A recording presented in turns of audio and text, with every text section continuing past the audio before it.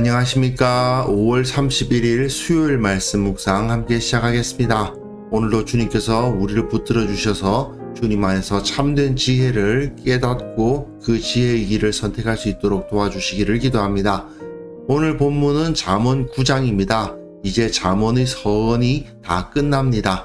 잠언 9장 1절에서부터 18절을 통해서 우리의 현실에 대해서 한번 생각해 보았으면 좋겠습니다. 우리는 끊임없이 선택을 해 나가면서 살아가야 되는데 왜 이렇게 살아가도록 섭리하셨을까? 이 문제를 오늘 본문을 통해서 한번 생각해 볼 수 있었으면 좋겠습니다. 그럼 말씀 보시겠습니다. 지혜가 그의 집을 짓고 7 기둥을 다듬고 짐승을 잡으며 포도주를 혼합하여 상을 갖추고 자기의 여종을 보내어 성중 높은 곳에서 불러 이르기를 어리석은 자는 이리로 돌이키라. 또 지혜 없는 자에게 이르기를 너는 와서 내 식물을 먹으며 내 혼합한 포도주를 마시고 어리석음을 버리고 생명을 얻으라. 명철의 길을 행하라 하느니라. 거만한 자를 징계하는 자는 도리어 능욕을 받고 악인을 책망하는 자는 도리어 흠이 잡히느니라. 거만한 자를 책망하지 말라. 그가 너를 미워할까 두려우니라. 지혜 있는 자를 책망하라. 그가 너를 사랑하리라. 지혜 있는 자에게 교훈을 더하라. 그가 더욱 지혜로워질 것이요 의로운 사람을 가르치라. 그의 학식이 더하리라. 여호와를 경외하는 것이 지혜의 근본이요 거룩하신 자를 아는 것이 명철이니라. 나 지혜로 말미암아 내 날이 많아질 것이요 내 생명의 해가 내게 더하리라. 내가 만일 지혜로우면 그 지혜가 내게 유익할 것이나 내가 만일 거만하면 너 홀로 해를 당하리라. 미련한 여인이 떠들며 어리석어서 아무것도 알지 못하고 자기 집 문에 앉으며 성읍 높은 곳에 있는 자리에 앉아서 자기 길을 바로 가는 행인들을 불러 이르되 어리석은 자는 이리로 돌이키라. 또 지혜 없는 자에게 이르기를 도둑질한 물이 달고 몰래 먹는 떡이 맛이 있다.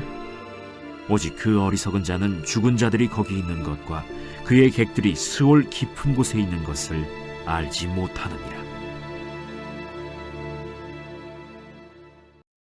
이제 우리는 잠언의 서문이라고 할 수 있는 1장에서부터 9장 마지막 부분에 도달을 했습니다. 가르침의 결론은 사실은 8장에서 이루어졌고요. 오늘 본문 이 9장은 도전이라고 할 수 있습니다. 자, 이렇게 잘 배웠지? 하나님의 지혜, 참된 지혜를 추구해야 돼. 너 이제 지혜를 선택할 거야? 어리석음, 우매를 선택할 거야? 이렇게 도전하고 있는 부분이 바로 이 9장이라고 할 수 있습니다. 그래서 9장에서는 지혜라는 여인이 나타났고 그리고 어리석은 여자라고 되어 있는데 어리석음을 여자로 의인화시킨 표현이에요. 그래서 지혜라는 여인과 우매, 어리석음이라는 여인이 등장해서 서로 사람들을 초청하는 모습을 그려주면서 끝납니다. 그들이 서로 초청하고 있다. 어디를 선택할래? 지혜를 선택해야 당연히 그 복을 누리고 우매를 선택하면 죽음을 경험하게 될 거다. 그렇다면 너는 당연히 지혜를 선택해야 되겠지? 이런 도전을 하면서 잠언의 서문이 끝나는 거죠. 그런데 오늘 본문에서 좀 독특한 부분이 있습니다. 바로 7절에서부터 12절까지의 내용이 지혜의 내용과 우매의 내용 사이에 끼어들어가 있다는 거예요. 지혜의 초청과 어리석음의 초청, 이 사이에 가르침이 7절부터 12절이 포함되어 있거든요. 그러면 왜 이런 형태로 기록되어 있을까? 단순히 이 두 부분은 서로 초청하는 모습을 그려주고 있고 가운데 이 부분에 우리의 현실을 보여주고 있는 거죠.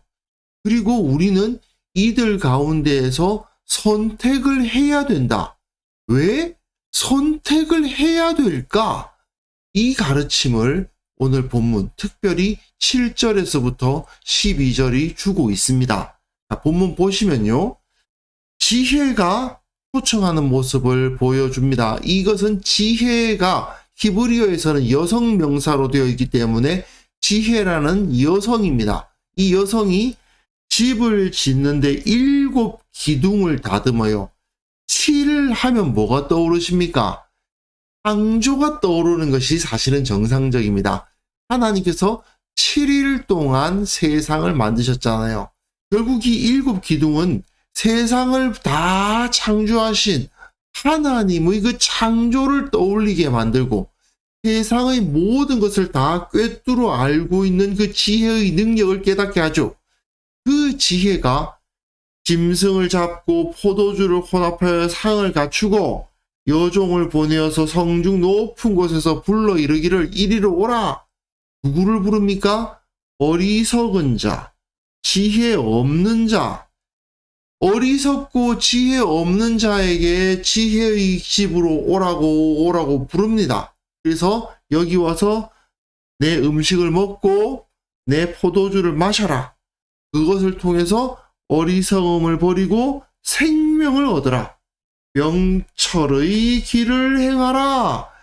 어리석은 자에게 어리석음을 버리도록 하고 생명을 얻게 하는 일을 지혜가 하기 때문에 계속 자기에게로 오라 초청하는 모습을 그려주고 있습니다.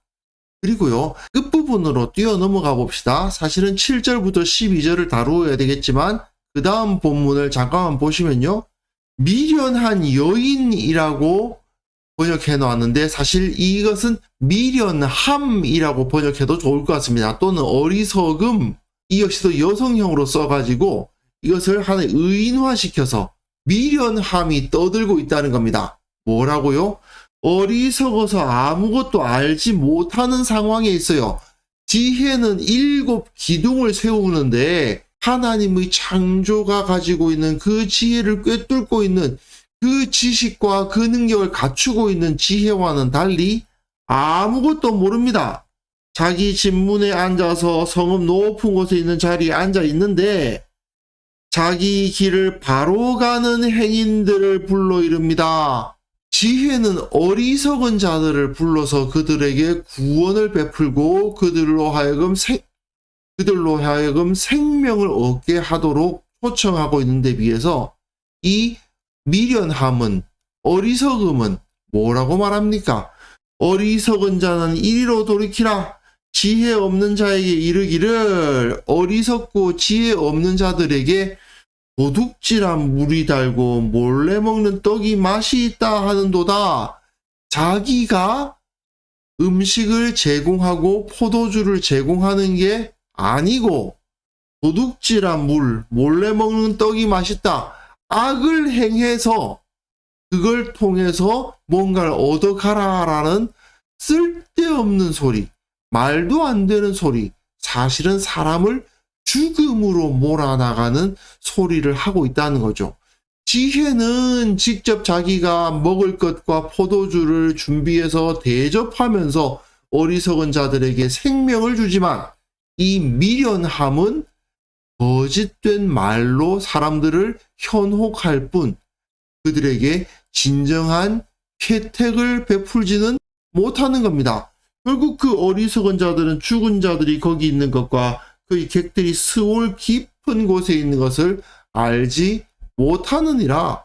이렇게 지혜와 미련함, 어리석음이 서로 대조를 이루고 있습니다. 그런데 그 가운데에 이런 가르침이 주어지는 거예요. 이건 지혜의 가르침이라고 할 수 있는데, 거만한 자를 징계하는 자는 도리어 능욕을 받고 악인을 책망하는 자는 도리어 흠이 잡힌다.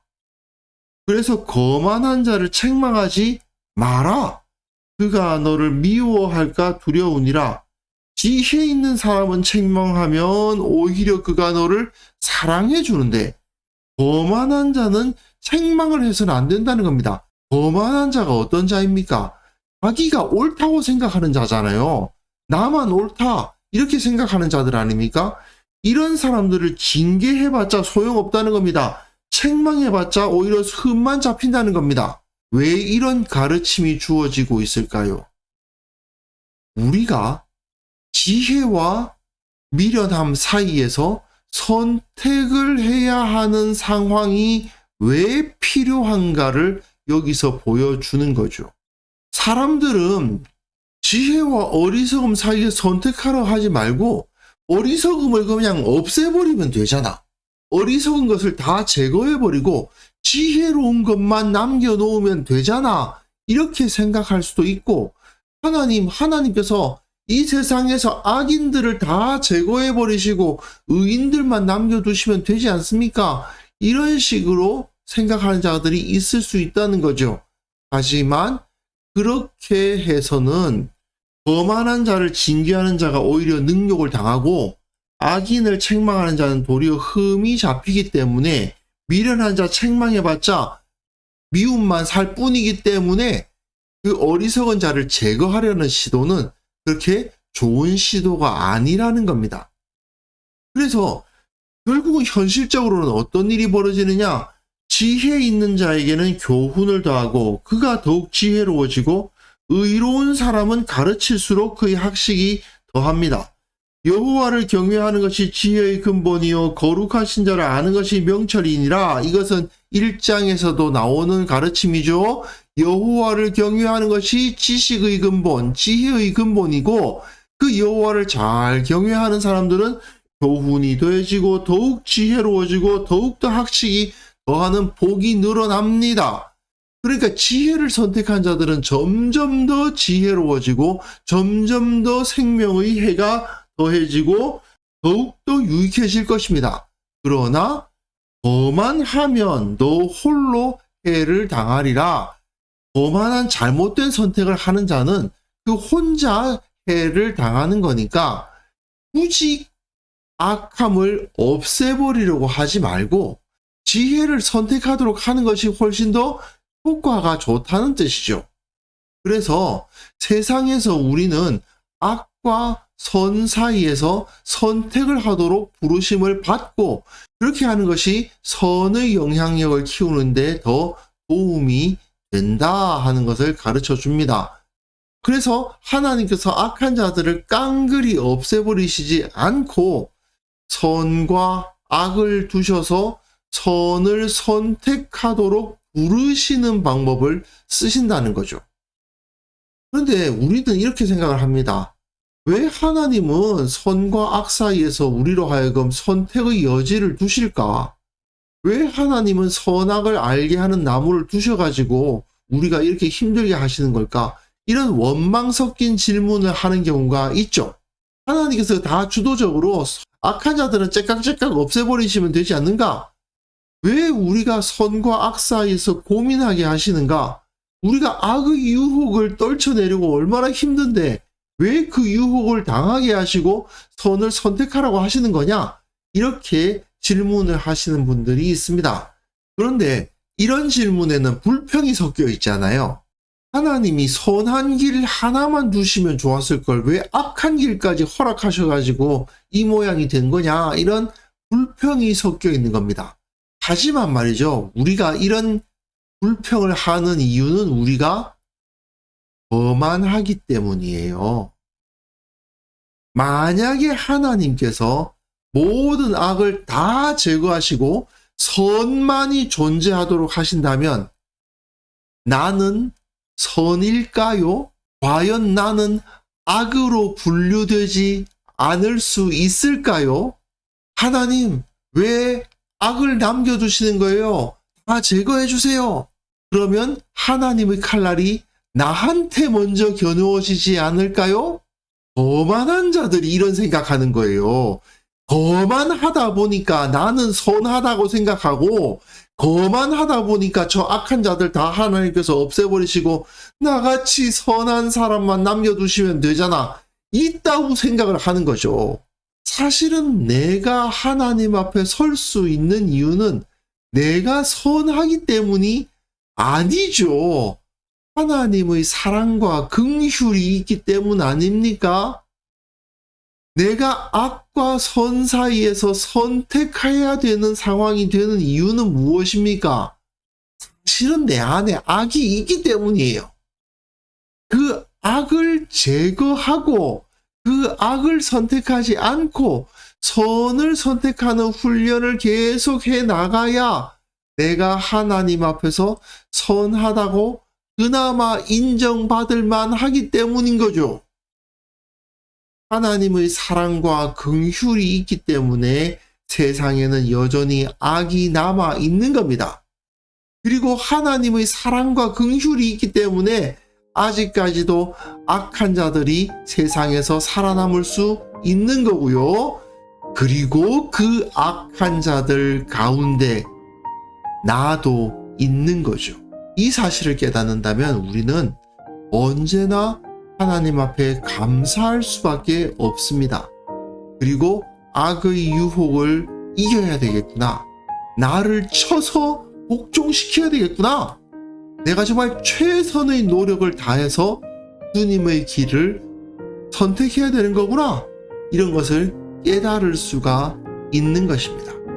그래서 이 시간 기도하실 때에 나의 악함을 인정하며 늘 깨어서 주님께서 무엇을 우리에게 요구하시는지를 알게 하옵소서. 우리 교회의 모든 성도들이 주님의 지혜에 힘입어서 서로에게 사랑과 선행을 격려하는 공동체가 되게 하시고 이 세상 가운데서 언제나 선한 길을 선택하는 자들이 되게 하옵소서.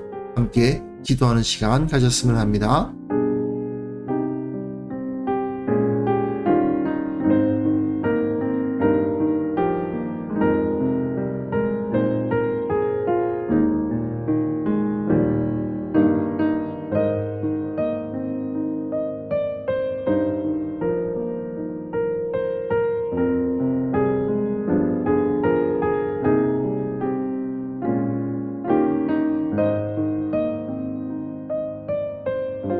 거룩하신 하나님 아버지, 주님의 뜻이 무엇인지 늘 깨닫게 하여 주시고 언제나 주님의 뜻에 합당한 길을 선택하는 지혜로운 자가 되게 하여 주옵소서. 무엇이 주님의 뜻에 올바른 선택인지 늘 고민하게 하시고 생각하게 하시고 그 가운데 거룩하고 선한 길을 선택하는 지혜로운 자가 되게 하여 주옵소서. 우리 교회의 모든 성도들에게 지혜를 더하여 주셔서 사랑과 선행을 격려함으로 말미암아 서로의 성장을 도모할 수 있도록 도와주시고 이것을 통해서 더욱더 선하고 더욱더 거룩하고 더욱더 풍요롭고 더욱더 안정된 공동체가 될 수 있도록 도와주옵소서. 아버지, 특별히 원하옵기는 이 세상에 너무나도 많은 어리석은 자들이 있사오니 그들을 긍휼히 여겨주시고 하나님을 알게 하시고 믿음을 갖게 하시고 주님 앞에 무릎 꿇고 예수 그리스도 우리 주님을 영접하는 역사가 일어날 수 있도록 주께서 행하여 주시기를 원하고 바랍니다. 아버지, 오늘 하루도 주님께서 주시는 은혜 가운데에서 선한 길만을 선택하는 하루가 되게 하여 주옵소서. 주님께 기쁨이 되는 하루가 되게 하여 주옵소서. 주께서 베풀어 주시는 그 은혜, 그 참된 풍요와 안전을 누리는 하루가 될 수 있도록 주께서 역사하여 주시기를 원하옵고 예수님의 이름으로 기도합니다. 아멘.